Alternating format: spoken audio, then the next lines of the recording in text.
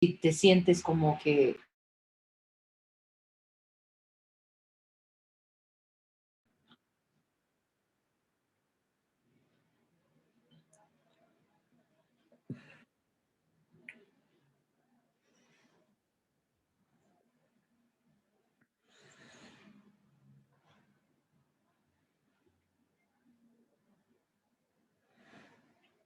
Buenos días, ¿me escuchan todos?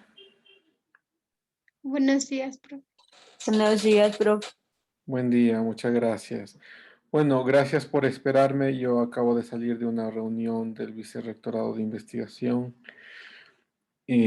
contándoles pues todo lo que estamos haciendo, ¿no? Lo que ustedes ya conocen, sobre el simposio, sobre la Asociación Ecuatoriana de Historia Económica y otras cosas que tenemos en mente.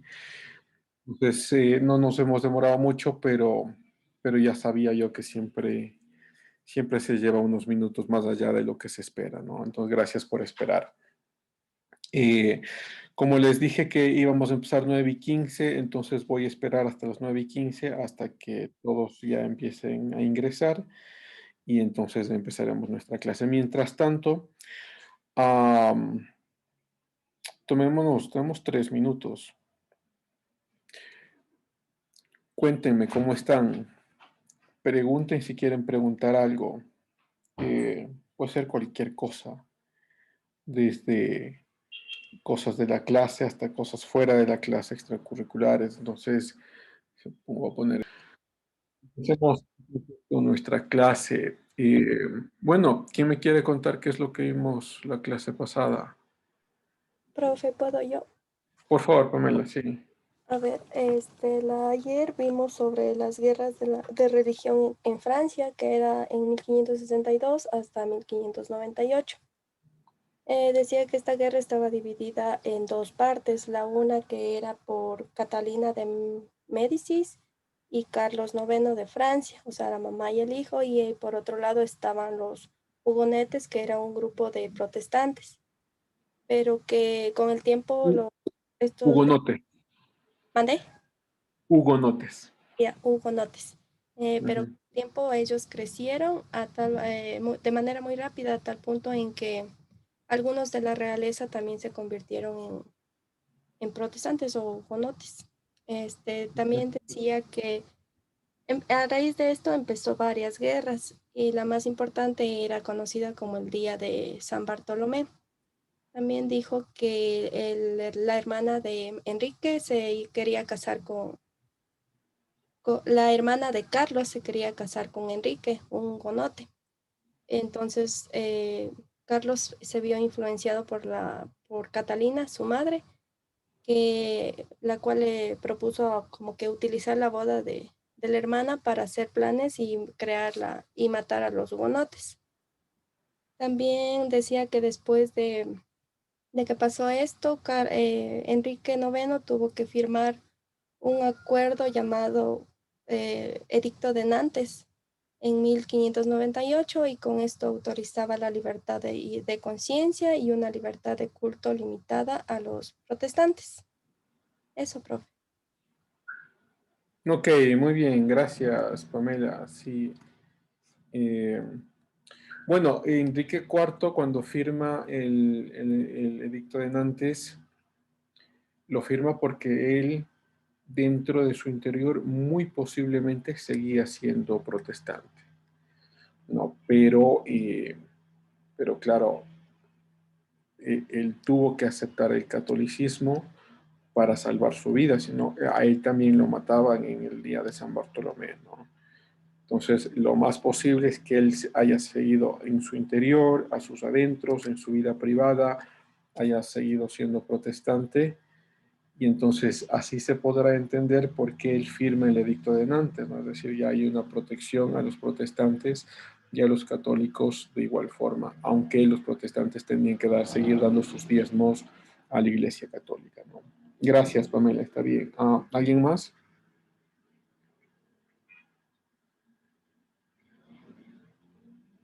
Ok, entonces lo que vamos a ver hoy, a ver, déjenme, lo comparto acá. Habíamos visto también ya del Imperio Británico, sobre Isabel la primera, ¿sí? Déjenme, espérenme, lo comparto. De hecho, esto es lo último que habíamos visto sobre Isabel la primera, cómo se convierte en esta gran reina, ¿no? Emperadora, hija de Enrique VIII y de Ana Bolena. Ana Bolena no está acá. Todo el problema que tuvo con su prima, la María la Católica, como a la final fue decapitada, ¿no? Y como de allí Inglaterra empieza a generar una suerte de espacio para, para la prosperidad que vendrá en Inglaterra, ¿no? Pero antes, un poco antes de llegar allá a esa prosperidad que vendrá también con la revolución científica, que si nos da el espacio lo vemos hoy, déjenme revisar algo que ya lo he mencionado antes, lo que se conoce como las crisis económicas del siglo XVII. Sí, Ana Carolina. Profe, tengo una duda. Isabel la primera dice usted que es hija de Enrique y de Ana Bolena, y ella es la que fue reina de Inglaterra, ¿verdad? Sí. Entonces, los reyes de Inglaterra vienen del anglicanismo. O sea, en principio sí, o sea, desde Enrique VIII, pero como veremos o habíamos visto con el caso de Isabel, Isabel no era ni protestante, aunque se decía ser protestante a nivel público, ni católica, ¿no? O sea, de hecho, muchos de los protestantes le acusarán a ella de que no es realmente protestante, y de los católicos pues estarán felices de que ella pues pareciera que, no, que también da libertad a los católicos. Entonces, Isabel I, yo personalmente creo que no era nada, sino que era muy buena política. Si tenía que ser protestante, era protestante. Si tenía que ser católica, era católica, y jugaba muy bien con eso. Pero por otro lado, tampoco hay ninguna restricción, ¿no? Y esto me refiero ya posterior a Isabel I, ninguna restricción de que tengas que ser anglicana o protestante o de alguna religión para ser reina. Porque la cuestión de los reinados o los elementos más importantes de un reinado va por cuestiones de familia, de nobleza, ¿no? Es decir, si es que tienes un heredero que te pueda suceder, y si no tienes un heredero, entonces ahí sí las cuestiones se complican porque aparecen primos, aparecen tíos por todo lado, ¿no? Y eso pasa en Europa todo el tiempo, o ha pasado, ya no. Eso, Ana Carolina. Tal vez alguna otra cosa que quieras decir.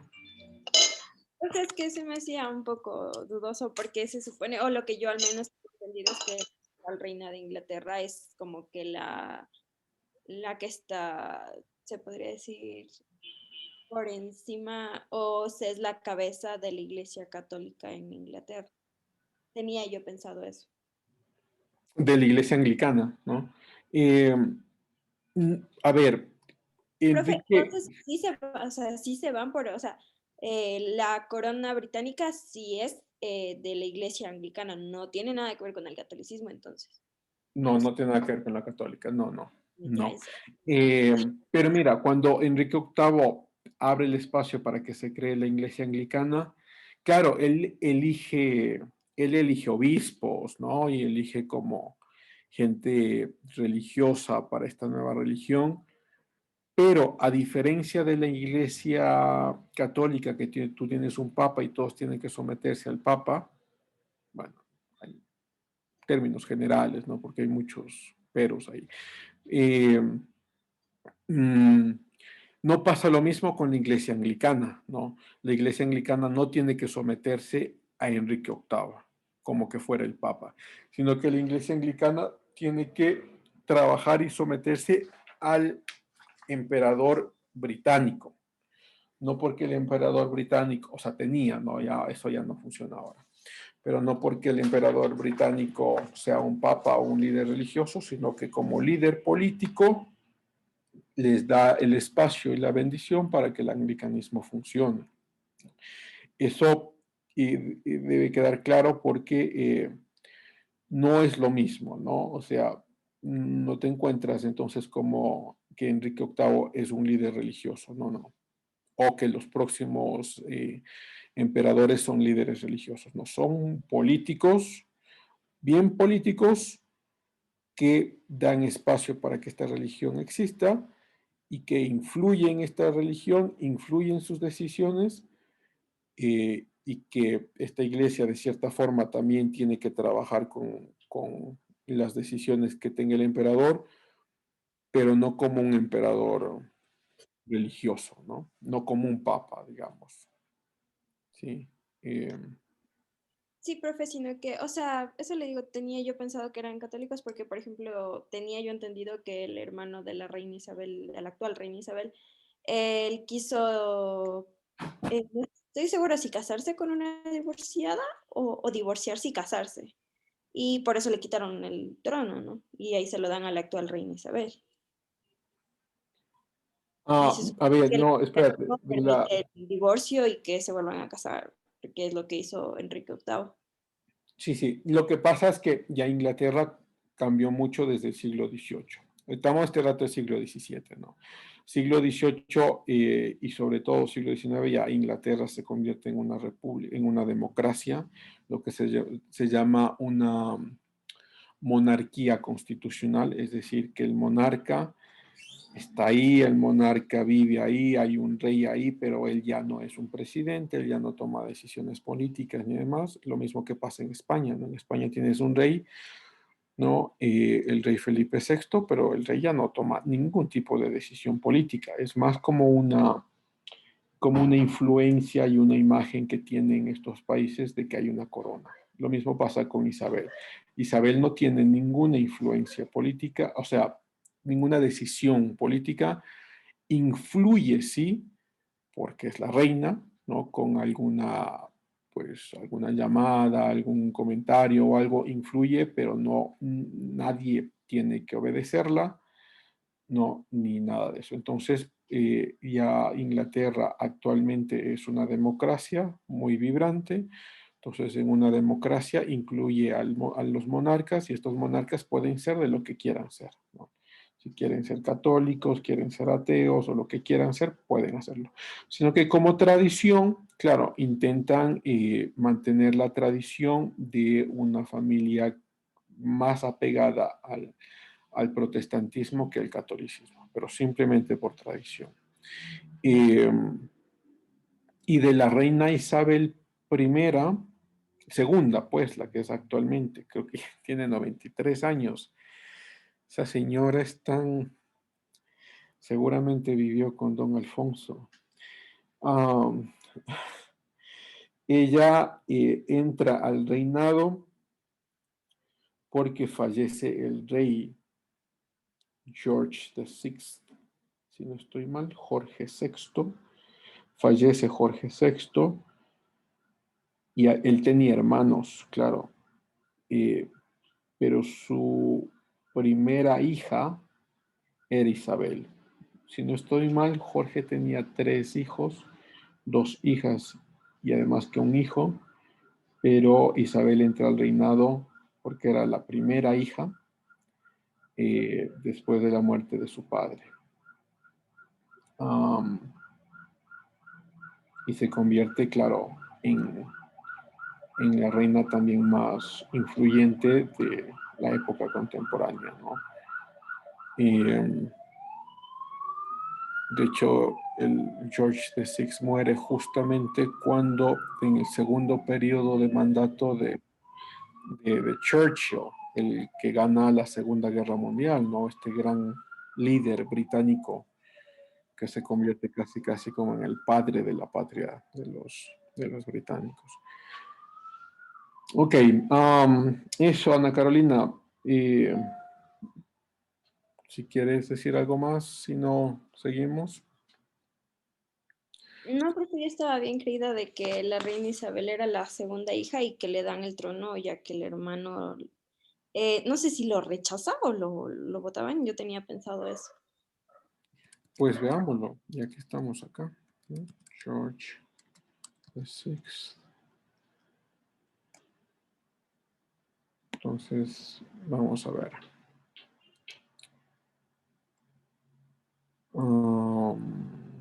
Tenemos un segundo.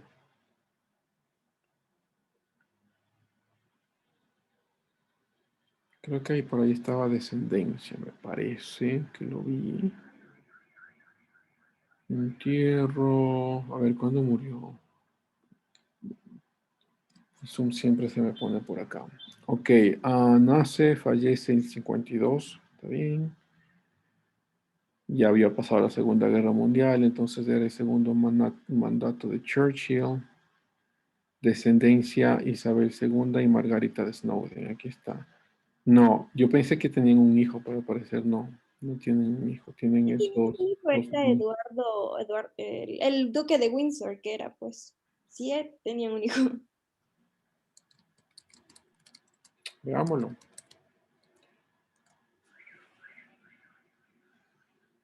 Ujú. No, si te refieres a este, estoy mal. Eduardo VIII.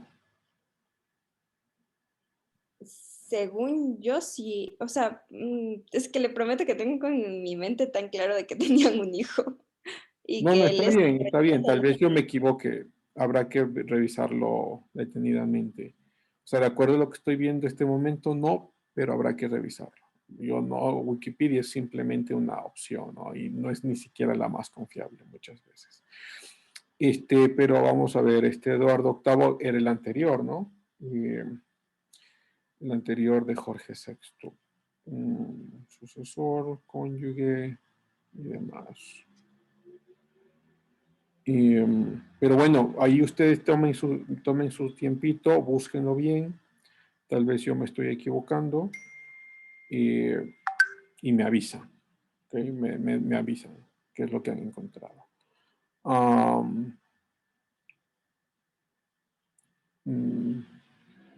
De acuerdo acá, Jorge tiene pues sus dos hijas, ¿no? Isabel y Margarita. Margarita era eh, una mujer muy dada a la buena vida. Y ya. Ok, entonces si encuentran algo diferente, me avisan porque tampoco es que estoy tan seguro, pero ahí me dejan saber. Listo. Entonces, les decía de Isabel, ¿no? Bueno, de las crisis económicas.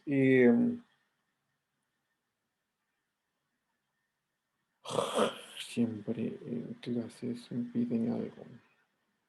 No me demoro, no me demoro. A ver, a ver, a ver, a ver, a ver.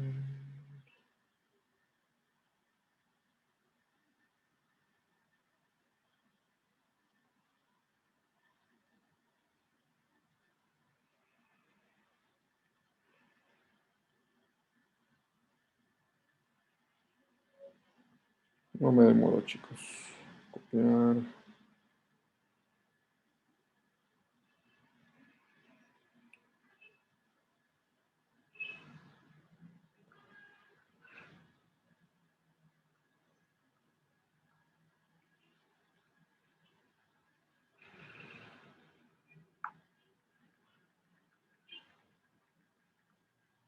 Ya. Ok, entonces les decía de las crisis económicas, ¿no? Bueno, una de los, hay varios problemas que están pasando en el siglo XVII. Vamos uno por uno. El primero es que tenemos un cambio climático en el siglo XVII. Esto abre la puerta para mucha controversia y mucha discusión. Hay un cambio climático en el siglo XVII que hace que algunas partes de Europa empiecen a, ¿cómo se llama? Empiecen a enfriarse tanto que, que mucha gente empieza a morir, ¿no? Y empieza a morir por el frío, ¿no? Todas sus cosechas se destruyen, no tienen que comer, el frío es espantoso, mata a mucha gente en Europa eh, este cambio climático lo que produce es que empuja a la gente para la subsistencia a usanzas que ya eh, habían sido dejadas de lado, ¿no? Por ejemplo, usanzas como el canibalismo.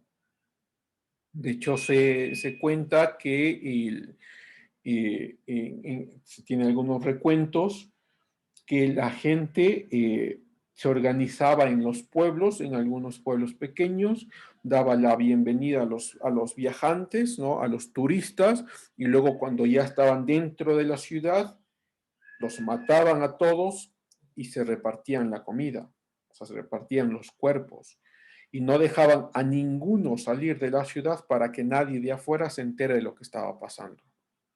¿Sí? Y claro, digo, esto abre puertas a mucha controversia porque resulta que actualmente nos dicen que el cambio climático tiene que ver con la actividad del ser humano. Ya conversaremos de eso, ¿no? Es decir, que tenemos los cambios climáticos, el calentamiento global, bla, bla, y que esto tiene que ver con el ser humano. Pero si revisas detenidamente en la historia, te das cuenta que los cambios climáticos, los calentamientos globales o los enfriamientos han pasado en la historia muchas veces. Y no es que, y de hecho, antes del aparecimiento del ser humano se tiene, por lo menos en teoría, de las evidencias que se han encontrado, que hemos pasado ya por 4 eras glaciales. ¿Qué quiere decir esto? Que ya ha habido 4 veces anteriores, de las cuales han habido un calentamiento global, luego se ha enfriado la Tierra por miles de años y luego ha vuelto a desleírse y a tener pues un espacio para la vida, ¿no? Y esto ha pasado ya 4 veces anteriores a la que posiblemente estamos enfrentando actualmente. Digo, hablé de la controversia porque resulta que por un lado, ya estoy hablando de forma contemporánea, te encuentras con un gran número de personas, quizá el mayor número de personas que cree que el calentamiento global está actual, ¿no? Es creado por el hombre, por las máquinas, por la industria, por el capitalismo, y luego tienes a un grupo pequeño de personas que ha revisado la historia y proponen que esto es natural, o sea, que la Tierra ya ha pasado por esto con o sin seres humanos y que va a volver a pasar, ¿no? Y luego tienes los que están en el medio, los que dicen, sí, esto ya ha pasado antes, pero el ser humano la está adelantando, la está acelerando, estamos haciendo que esto sea mucho más rápido de lo que podría ser. ¿Ok? No hay... estos dos últimos grupos son como minoritarios, sí, pero el grupo más grande, el que siempre ves en la televisión, en los periodistas, en los políticos, en los analistas, es el primero, que es el ser humano el que está causando todo esto. Yo personalmente no me la creo. Creo que hay que hay una actividad natural de la Tierra y de los ciclos de la Tierra que pasa cada cierto tiempo y que la estamos volviendo a vivir. Que el ser humano añade a eso, sí, pero muy poco. De hecho, justo lo que menciona acá, ¿cómo es que se dieron los últimos calentamientos globales? Por la actividad volcánica. Nosotros algún rato ya hemos revisado que el planeta tiene, ¿no?, placas volcánicas, pues placas tectónicas, perdón, que estas placas tectónicas se mueven todo el tiempo, producen, claro, erupciones volcánicas, pero hay ciertas temporadas en el ciclo de la Tierra que estas placas pues empiezan a moverse con mayor brusquedad que antes y con mayor violencia que en otras ocasiones y producen múltiples erupciones volcánicas y estas erupciones volcánicas entonces son de hecho anhídrido carbónico y esto hace que la atmósfera entonces aumente su tamaño y aumente mucho de tamaño y en este aumento de tamaño pues el calor del sol no salga sino que se mantenga en la Tierra y se empiece a calentar todo. Cuando se empieza a calentar todo, los polos se empiezan a desleír y el equilibrio que tiene el planeta entre el agua dulce y el agua salada se pierde, y cuando se pierde ese equilibrio, el calor concentrado empieza a absorberse en el agua dulce. Y cuando se empieza a absorber, el planeta se empieza a enfriar, ¿no? Y se enfría y permanece frío por miles de años. ¿Okay? Entonces, que hubo calentamiento, que hubo cambios climáticos en otras ocasiones en la historia del planeta, sí, muchas. Y una de esas es en el siglo XVI, ¿no? Entonces, en el siglo XVI las temperaturas del planeta empiezan a descender mucho. Estamos hablando este rato del caso de Occidente, ¿no? Entonces, descienden de forma abrupta, se pierden cultivos, ¿no? Lo que quiere decir que pierdes tu sustento de lo que estás viviendo para comer, pero también tu sustento de la comercialización, ¿no? Lo que vendes para que tengas dinero para comprar otras cosas, ¿no? Entonces pierdes tu producción para comer, tu producción para la venta, para la comercialización. Y como les decía, crea este problema eventos como el canibalismo, de gente que se organizaba en algunas poblaciones, se organizaba para dar la bienvenida a personas, ¿sí?, que vengan a los pueblos, y luego los asesinaban, los mataban y intentaban subsistir con eso. Pero no pasa solo eso. También empieza a ocurrir retornos de prácticas infanticidas, es decir, que se empiezan a matar a los niños.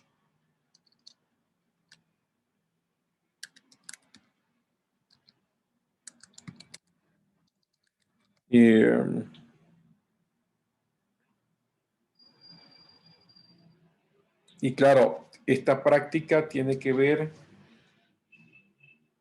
quizá con dos elementos. El primero, de madres que tenían muchos hijos y que no tenían para alimentar a todos los hijos, pero no iban a matar a sus hijos necesariamente, sino que todos los ponían en la misma cama, que era lo más usual, y al más chiquitito, al que había nacido recién, también lo ponían ahí.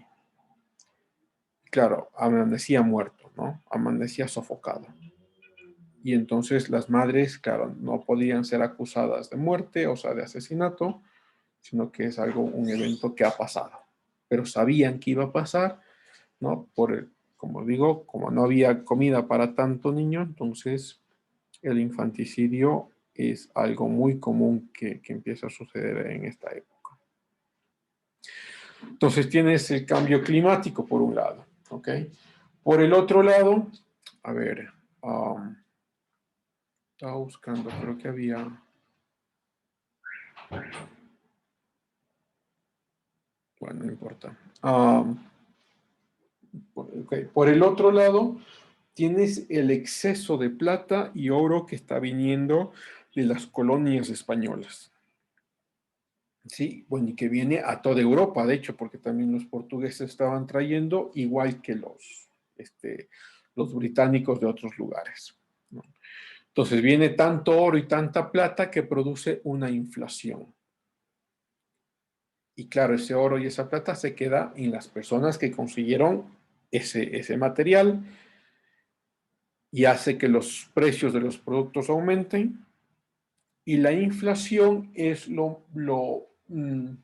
es la forma más rápida que tiene un país para empobrecer a su gente, ¿sí?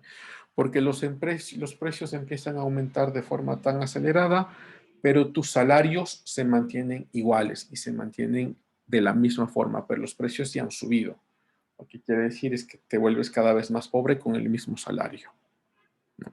Eso es lo que ha pasado en Venezuela. Solo les pongo así como un ejemplo pequeñito. La inflación de Venezuela es la inflación más alta del mundo en las últimas décadas.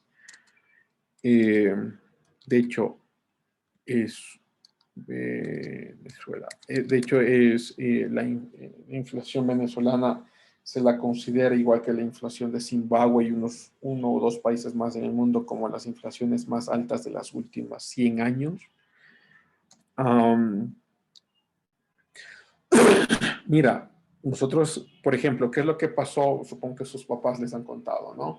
1999, la crisis que tenemos en Ecuador, ¿no? Muchos bancos cierran, Maguad sale derrocado de su presidencia, en el 2000 aceptamos el dólar, enero, de hecho, en enero, creo que es enero 8, enero 9 del año 2000 se acepta el dólar como la moneda oficial para parar la inflación más alta que tenía Ecuador en toda su vida.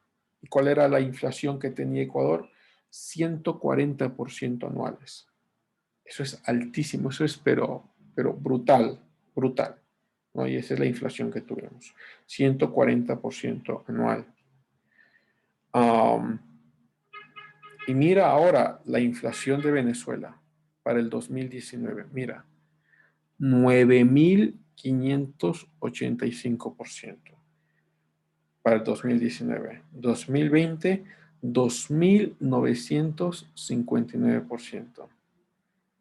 2021, hasta dónde va el 2021, porque no hemos terminado, esto seguramente va a aumentar y de forma dramática, 183%. O sea, ¿por qué Venezuela tiene una de las peores crisis del planeta en mucho tiempo? Por esto, o sea, claro, el socialismo y demás, ¿no? Pero la inflación.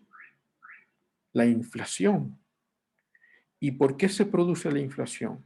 Porque el gobierno venezolano, como ya todas las empresas se les han huido, muchas han cerrado, entonces empieza a imprimir dinero, imprime dinero, da más dinero a la gente, pero no hay producción, no hay a quién comprar. Entonces los poquitos que tienen el producto, supongamos que antes tenías 10 panaderías en tu barrio y comprabas el pan a los 15 centavos que compramos, ¿ok? Pero hay la crisis, muchos cierran y te queda solo un panadero en tu barrio. Ese un panadero, como es el único productor de tu barrio, ya no tiene competencia, no tiene la necesidad de tener un precio bajo, bien, ya no te cobrará 15 centavos, te cobrará 20, 25, 30, 50 centavos porque es el único productor. Entonces reduces el número de productores, la gente tiene mucho dinero, porque el gobierno está imprimiendo dinero y dando gratuitamente, digo gratuitamente, ¿no? Pero está dando mucho dinero a la gente, pero los precios están subiendo tanto que el dinero que el gobierno les da no sirve para nada, porque no les alcanza, ¿no? Y entonces te encuentras con eventos con que tienes acá venezolanos que te regalan los billetes. ¿Por qué? Porque no sirve para nada. No sirve ni siquiera para comprar un papel higiénico. Te regalan los billetes acá. Y tú ves el billete, 50,000 pesos. 50,000 pesos. Y esos 50,000 pesos no sirven para nada, ¿no? Entonces, para que se entienda más o menos cómo funciona el fenómeno de la inflación. La gente tiene mucho dinero, pero los productores han disminuido porque se han ido, otros han huido, otros, como decía Chávez, no, exprópiese.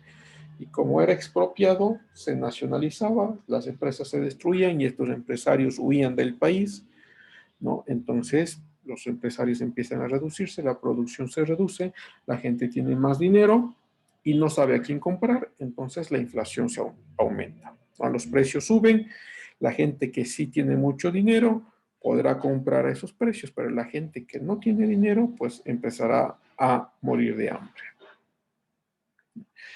Traslada la misma idea al caso del siglo XVII. La gente está teniendo mucho dinero porque está viniendo la plata, está viniendo el oro, está viniendo minerales de las colonias. Y al mismo tiempo tienes que los productores están disminuyendo por el cambio climático. Muchos están muriendo de hambre por el cambio climático. Entonces tienes mucha gente con dinero, poca producción que se pueda vender, entonces los precios aumentan. Entonces la inflación del siglo XVII es uno de los elementos más catastróficos que podemos tomar en cuenta para entender por qué viene la crisis, esta crisis, ¿no? Entonces, cuando alguien te dice, por ejemplo, es que los europeos se enriquecieron tanto con nuestros minerales y bla, bla, eso quiere decir que no conoce lo que pasó en Europa en el siglo XVII. No lo conoce. El siglo XVII es una de las peores crisis que ha pasado Europa. Mucha gente muere, hay canibalismo, el infanticidio vuelve a ocurrir, ¿no? Y se mantiene durante mucho tiempo, de hecho hasta finales del siglo XVII. De hecho, la crisis se cree, hay historiadores e historiadores. Espérate. Alguien ha escrito acá.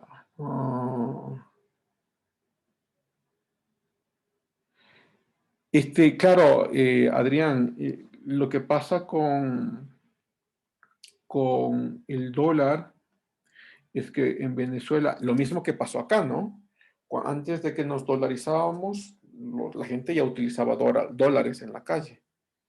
No quería, lo último que queríamos era utilizar el sucre. Lo mismo está pasando en Venezuela. Lo último que quieren utilizar los venezolanos son los pesos, sino que hay mucha transacción que se está haciendo en dólares. Pero, resulta que estas transacciones en dólares son restringidas por el mismo gobierno, el gobierno venezolano. Cuando alguien de acá envía algo en dólares a sus familiares en Venezuela, resulta que el gobierno se queda con el 40% de lo que se envía. Y el 60% reciben los familiares. Es brutal, brutal lo que pasa en Venezuela, ¿no?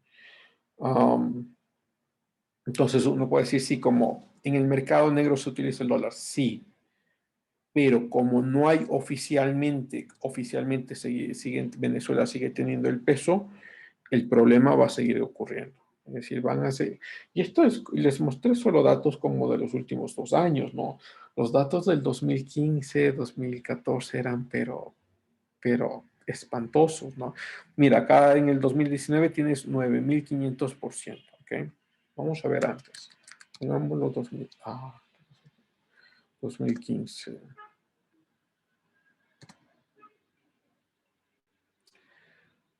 Todo 180, déjame ver cuál era el año de más controversia. Mira, 741 y empieza a subir. 17. 2.616 para el 17. 18.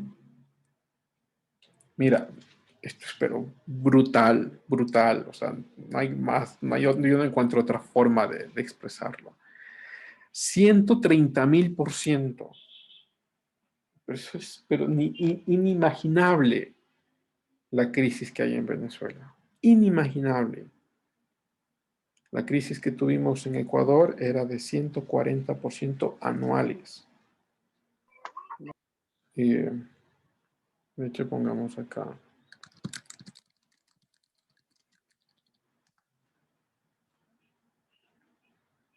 Mira, bueno, acá en el 98 te dicen que es 60.7%.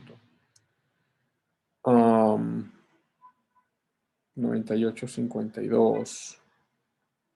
No me sale del 99. Ah, no, sí, este es del 99. Tal vez yo estoy exagerando mucho y no era tanto, 60%. Pero eso fue suficiente para que muchos de nuestros familiares fueran y salieran a vivir en España o en Estados Unidos porque la situación económica era muy crítica, ¿no? Compara esto con lo que pasa en Venezuela. Pero desastroso, desastroso. Carmita, sí.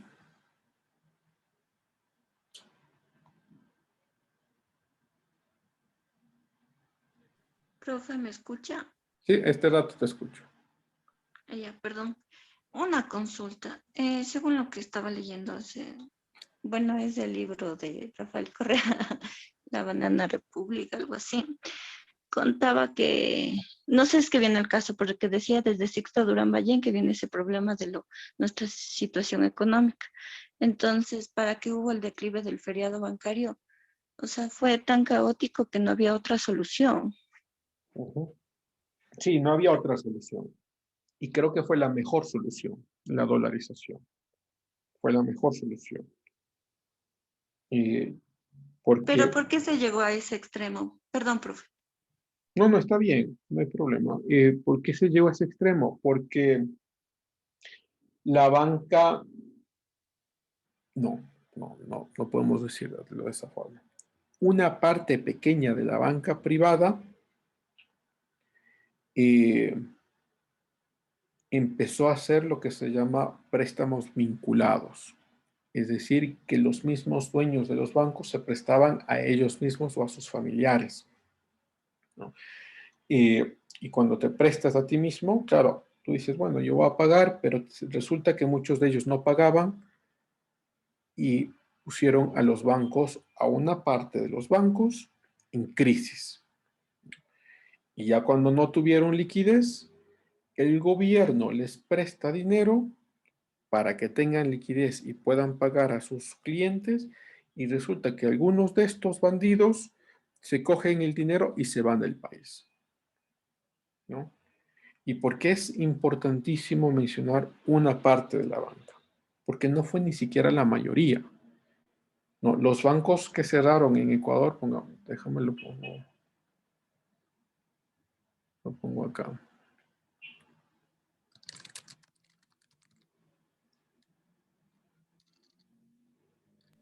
Profe, entonces que si no hubiésemos pasado por el proceso de la dolarización, hubiésemos terminado igual que Venezuela o peor.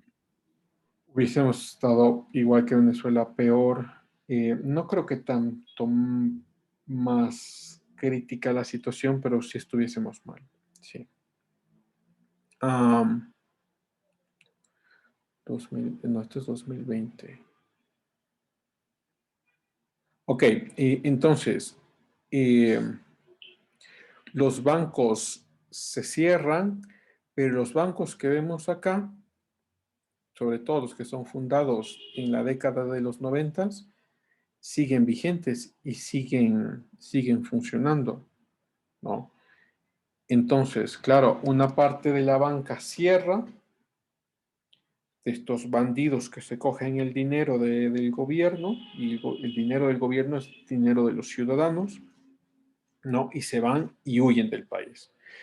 Pero los bancos que no cerraron, los bancos que sí hicieron las cosas bien, los bancos que tenemos hasta ahora, pues no fueron corruptos en ninguna de esas áreas. Entonces, cuando alguien te dice, pero es que el Banco de Guayaquil, el Banco Pichincha son los que estuvieron en el feriado bancario. No, ellos no tuvieron nada que ver en el feriado bancario. Por un lado, no tienen ningún juicio. Por otro lado, no tuvieron estos préstamos vinculados. El gobierno no les prestó dinero. No tienen nada que ver en la crisis del 99. Los bancos que tenemos ahora. Los bancos cerrados, sí. Por ejemplo, ¿cuál era Banco de Préstamos? Claro, Banco Progreso. Este era uno de los bancos más corruptos. Filambanco, obviamente. Banco Popular, claro, yo recuerdo, yo era pequeño, pero recuerdo Banco Popular. Y bueno, los bancos que están por allí, que son un poco más pequeños. Colfiec, esto se cerró en el tiempo de Correa. Y bueno, entonces, tienes por un lado que la crisis económica resulta, bueno, Correa te dirá desde Sixto Durán Ballén porque resulta que ahí hay unos cambios legales que permiten a los bancos tener más libertad. ¿Okay? Pero estos bancos, no es que los bancos que quiebran son los bancos que están dentro de esta lista negra, ¿sí? Pues los bancos que no quebraron, no. No. De hecho, en el informe,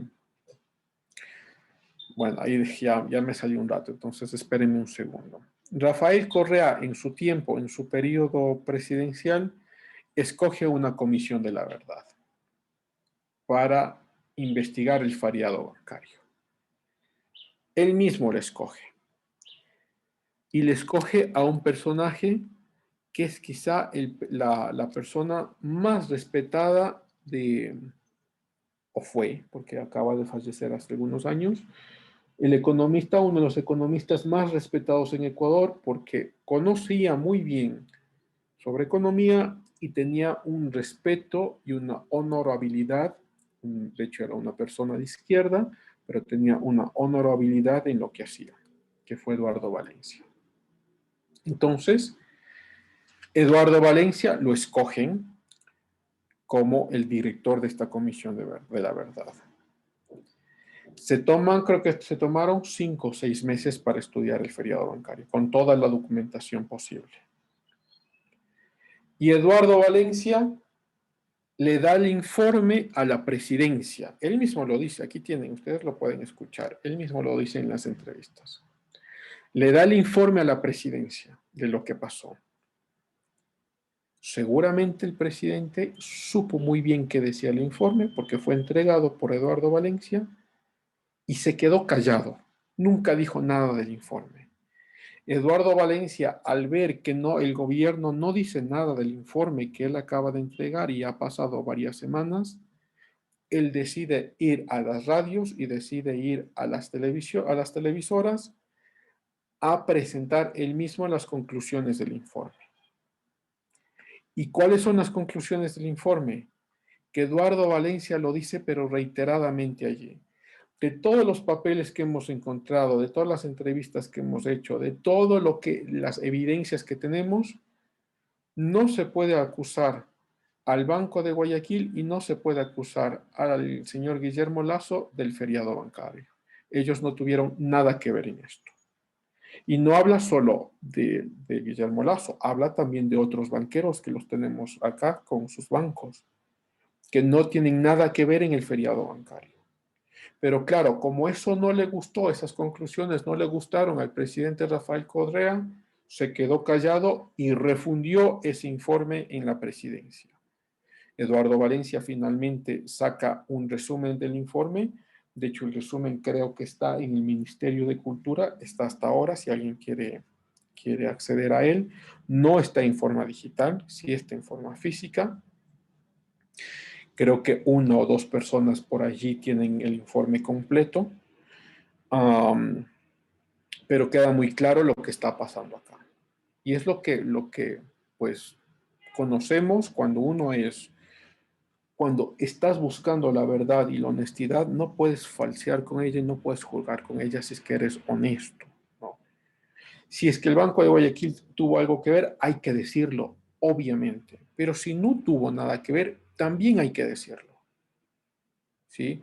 Pero esto no jugaba con los intereses de la presidencia de Correa, entonces nunca dijo nada y siempre siguió acusando a los mismos del feriado bancario, aunque nunca tuvieron nada que ver.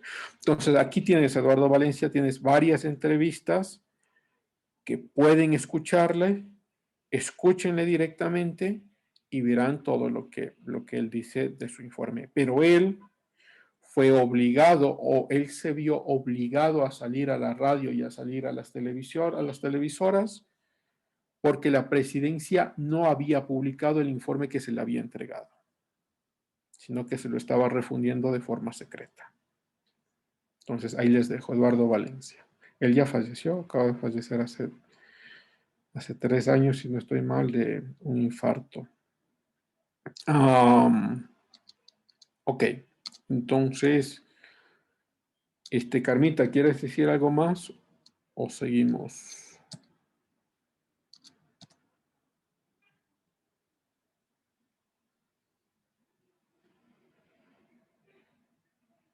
Supongo que no, Carmita.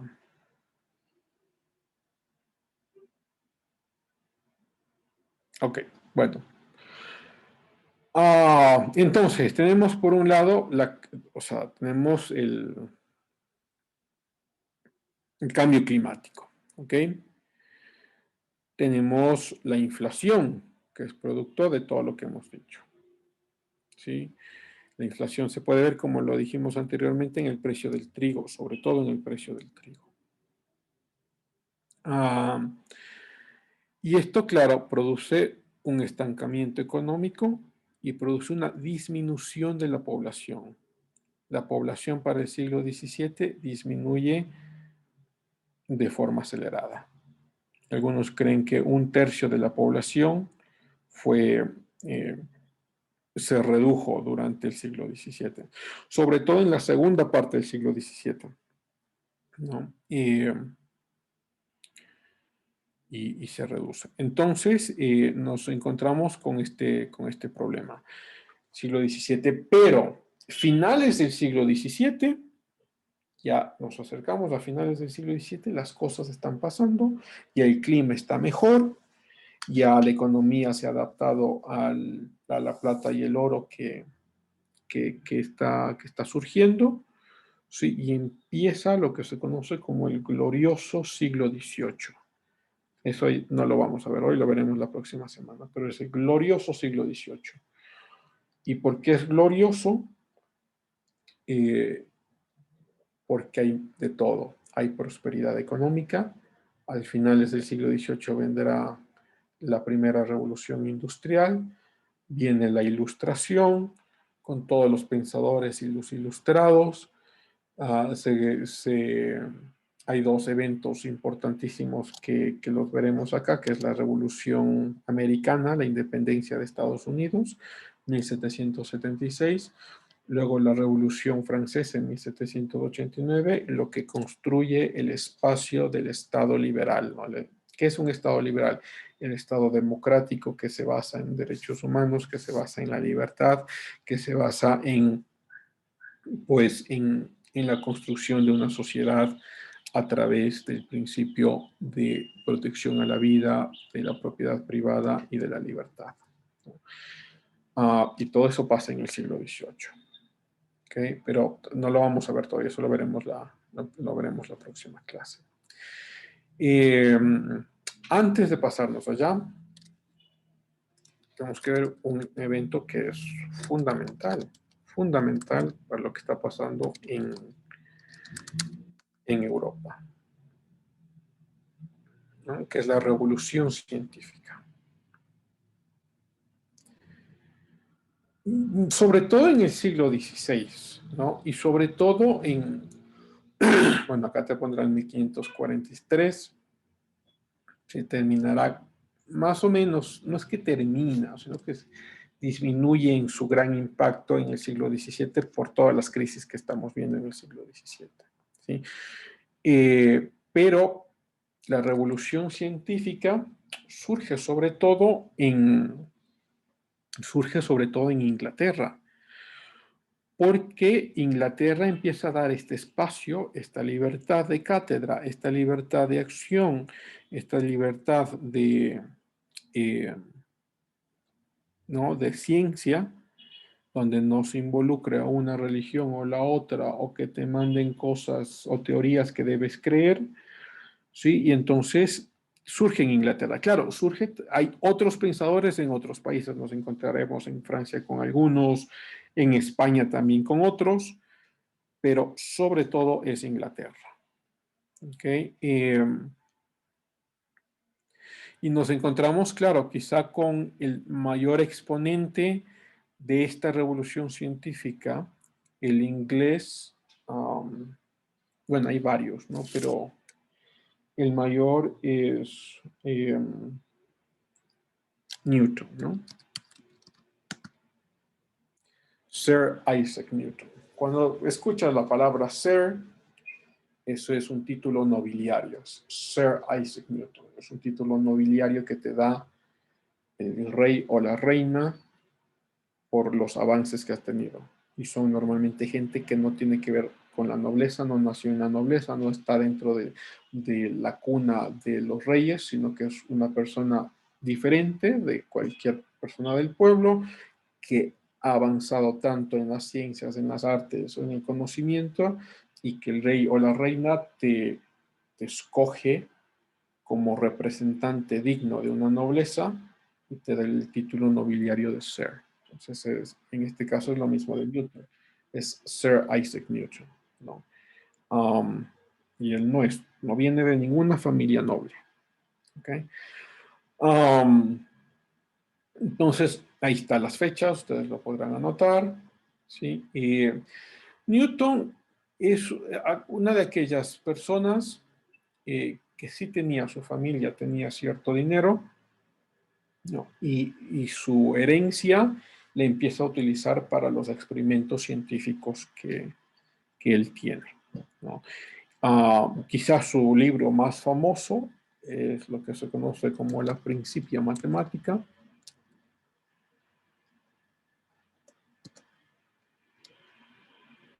Sí. The Philosophy Naturalis Principia Mathematica. Esta para que lo anoten completamente como el nombre exacto. ¿Sí? Donde él formula su teoría de la gravedad. Y de hecho da los fundamentos para lo que luego se convertirá en el cálculo, ¿no? El cálculo diferencial y el cálculo integral, ¿no? Y claro, resulta que, y esto lo podrán ver sobre todo con personas o con historiadores de la ciencia, que cuando Newton publica la Principia Mathematica, muy poca gente la podía entender. De hecho, alguno de estos historiadores decía que es muy posible que solo unos 5 o máximo 10 personas en el mundo podían entender lo que Newton había hecho en la Principia Matemática. ¿Sí? Porque claro, da todas las nuevas proyecciones y nuevas teorías y nuevos métodos matemáticos para entender la gravedad. Y claro, no era solo la gravedad, ¿no? Porque te ayudaba a hacer proyecciones astronómicas, proyecciones reales en cuestiones matemáticas como la geometría y demás, ¿sí? Y hay algo que yo creo que ya lo he dicho antes, lo voy a volver a mencionar. En la introducción del libro, y esto pasa con el 90% de los científicos que salen de la revolución científica, Newton hace una aseveración que también la harán sus contemporáneos científicos de la revolución científica, ¿sí? Que asusta a muchos científicos ahora, ¿no? ¿Y qué es lo que dice Newton? Newton dice en la introducción de la Principia Matemática, ¿no?, que él se ha quedado maravillado por los descubrimientos de cómo funciona la mente de Dios en los números. ¿Qué es lo que está diciendo Newton ahí? Lo que Newton está diciendo es, la ciencia no reemplaza la religión, sino que la ciencia lo que hace es descubrir lo que Dios ha hecho. Y digo, esto es importante porque también lo encontraremos en otros científicos de esta misma revolución científica y que asusta a los científicos ahora, porque, y no todos, unos pocos o algunos por allí, que te dirán, bueno, es que vamos conociendo más, entonces no necesitamos a Dios. Newton te dice completamente lo contrario. Dice, vamos conociendo más y la maravilla con la que el creador ha hecho esta creación, ¿no? Y eso lo encuentras en la introducción de la Principia Matemática. ¿Okay? Luego Newton finalmente, pero este es muy al último de su vida, Newton es ya reconocido, ¿sí? Reconocido por el reinado de Inglaterra, también reconocido por lo que se empezará a crear, ¿sí?, como la Sociedad Científica Inglesa, y es uno de los pocos personas que entran a esta sociedad con alto reconocimiento, ¿no? Si ustedes quieren leerlo en español, tienen toda la opción de leerlo y de hecho de forma gratuita. Yo les he dado algunas opciones para que ustedes puedan bajar libros y seguramente lo encontrarán. Veamos si es que no me equivoco.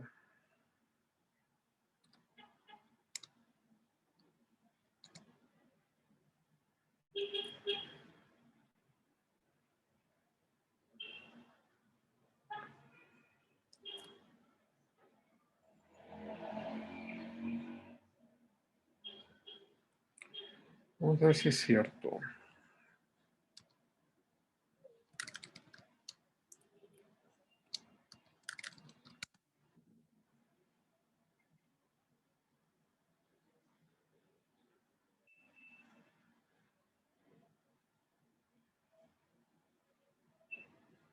Aquí está, ¿no? El principio de matemática, Isaac Newton. Y veamos si hay en español. Profe, Sí, Pamela. disculpe que le moleste. Ana María dice si le puede dejar ingresar, que se le ha Ya salido. le entré, ya le acepté. ¿No ha entrado todavía? No sé, dice que no pueden. Ya está, ya la veo acá adentro. Mírala tú también. Ya está adentro. Ya le digo, profe, gracias. Sí, bueno, con gusto. O sea, si hay la versión en inglés, habrá que buscarla en español. Debe estar por allí.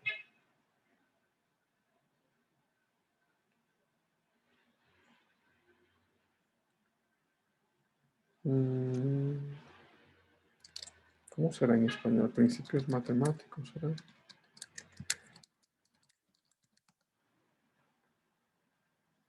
Principios matemáticos de la filosofía natural. Sí, mira, sí hay en español. Sir Isaac Newton, aquí está, ¿no? Y bájensela, léanla. No es un libro tampoco tan largo. Bueno, la parte matemática capaz nos llevará más tiempo. Ok, 10 y 28. Entonces terminemos. Ya la próxima clase seguiremos hablando de la revolución científica y nos vamos luego al siglo XVIII. Ok, listo. Entonces, déjeme, abro la asistencia aquí.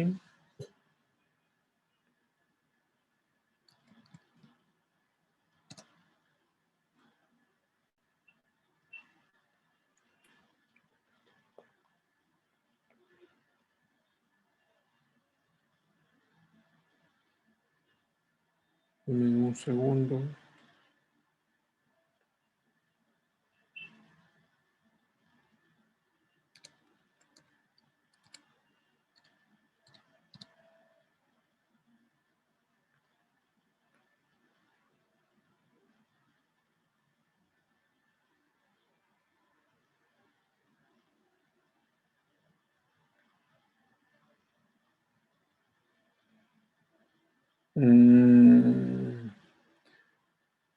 Y Ana Carolina, ya la próxima semana te mandaré un mensajito, ¿no? Para coordinar todo el simposio. Listo, profe, me avisa nomás. Ok. Listo. Brian.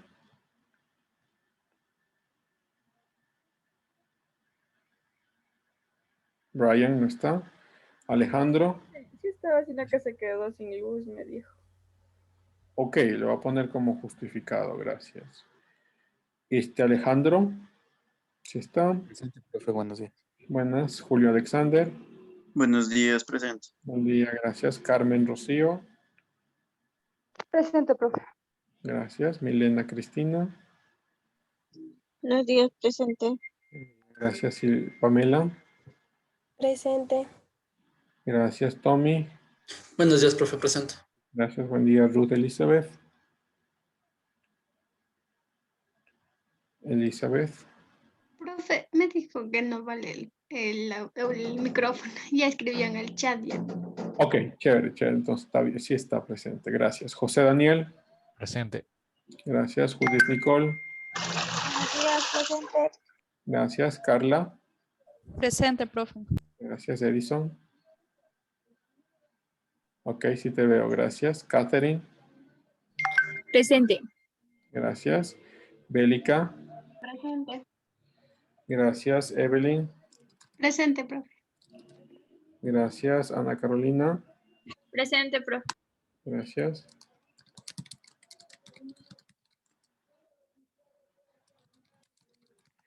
Ricardo.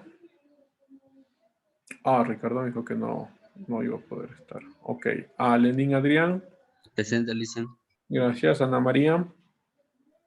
Sí estaba, profe, pero tiene problemas. Sí, le vi. Sí, le vi. Tienes razón. Gracias. Diego José. Diego José Paguay. No está. Silvana Marisol. Buenos días, profe, presente. Buen día. Gracias, Pedro. Presente, profe. Gracias, Segundo. Presente, profe. Gracias. Delia. Patricia. Presente, profe, buenos días. Buen día. Rubillo Mara.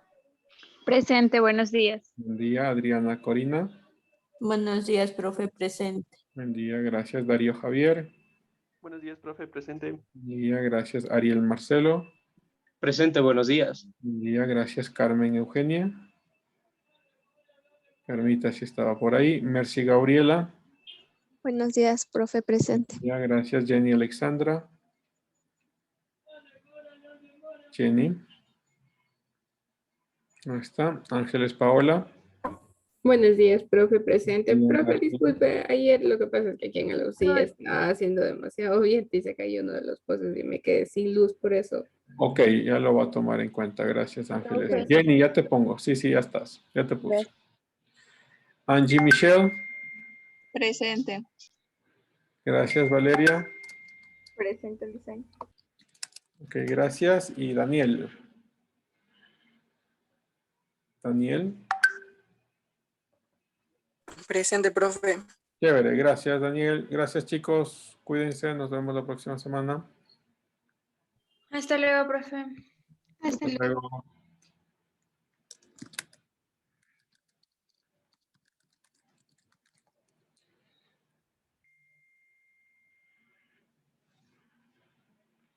Diego, ya te pongo, Diego. Sí, sí te veo. Ya te pongo.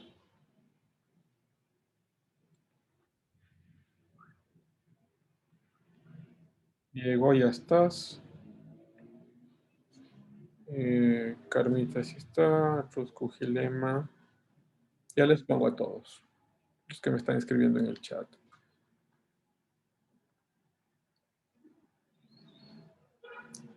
Sí, ya estás Ruth y ya estás Diego. Ok, cuídense. Bye bye.